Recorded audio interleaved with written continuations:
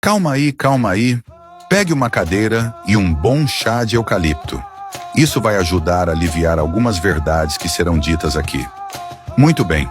Hoje vamos falar sobre 10 mentiras históricas frequentemente contadas sobre Paulo Dias de Novaes e a descoberta de Angola, dentro de uma perspectiva que expõe narrativas distorcidas ou incompletas frequentemente ensinadas. Primeiro, a descoberta de Angola é um equívoco histórico. Na perspectiva europeia, o navegador português Diogo Cão é creditado como o primeiro europeu a chegar à costa de Angola em 1482. Mas não foi o primeiro. E caso fosse o primeiro, onde estariam os fenícios, árabes, chineses e os berberes? E quanto a estes grupos, falaremos deles em uma outra ocasião sobre as suas rotas comerciais na costa angolana, muito antes dos portugueses. A ideia de que Paulo Dias de Novaes descobriu Angola é uma narrativa equivocada. Muito antes de qualquer europeu pisar em solo angolano, já existiam reinos prósperos, como o Reino do Ndongo e outros tantos, com sistemas sociais e políticos avançados.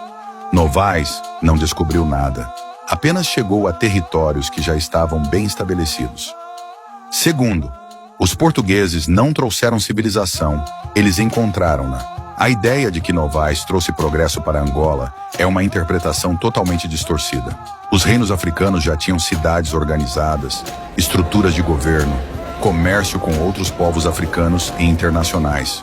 O Reino do Congo, por exemplo, já era uma força regional poderosa com séculos de história. Terceiro, Paulo Dias de Novaes não foi o primeiro europeu em Angola. Embora seja frequentemente dito que Paulo Dias de Novaes foi o primeiro europeu em Angola, devemos saber que comerciantes e navegadores portugueses já interagiam com a costa angolana muito antes de sua chegada oficial em 1575. Contudo, sua chegada foi apenas parte de uma expansão colonial meticulosamente orquestrada. Quarto, a colonização pacífica foi na verdade impositiva. Novaes não chegou a Angola com o intuito de diplomacia, mas com a missão clara de estabelecer o domínio português sobre os reinos locais. A resistência africana foi significativa e Novaes enfrentou dificuldades contínuas para expandir seu controle. Quinto, as promessas de Paulo Dias de Novaes aos líderes locais eram todas elas manipuladas. Os acordos que Novaes firmou com reis locais, como exemplo Ngola Quiluange, eram frequentemente rompidos ou desrespeitados. O objetivo era consolidar o controle português e explorar os recursos da região. Sexto, a fundação de Luanda não foi tão gloriosa quanto dizem. Luanda, hoje é a capital de Angola, e frequentemente acredita-se como uma criação brilhante de Paulo Dias de Novaes. Mas não mesmo. Na verdade, a cidade foi construída sobre as estruturas sociais já existentes, ou melhor, que ele já encontrou, e serviu como um ponto estratégico para a expansão colonial se autoproclamarem como fundadores. Isso chega a ser engraçado até um certo ponto.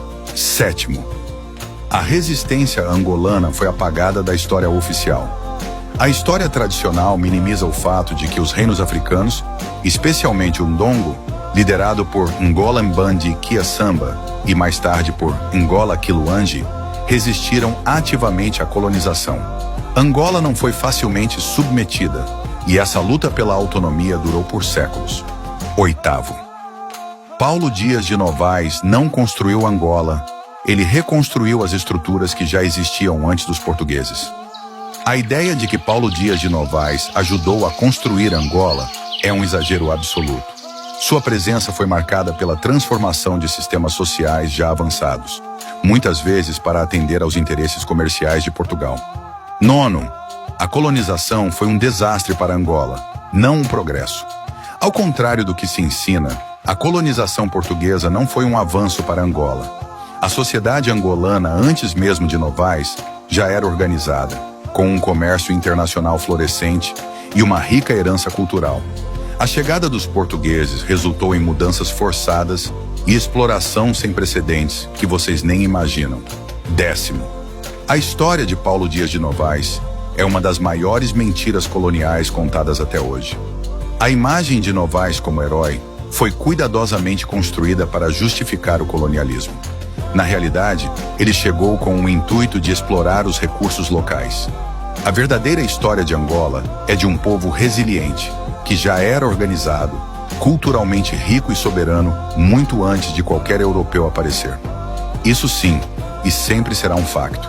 Devemos considerar que essas revelações desconstroem a versão colonialista da história e nos mostram que Angola, com seus reinos e sociedades bem estruturadas, já era próspera antes da chegada dos portugueses e que a figura de Paulo Dias de Novaes é amplamente mitificada para ocultar os abusos e a destruição causada pela colonização.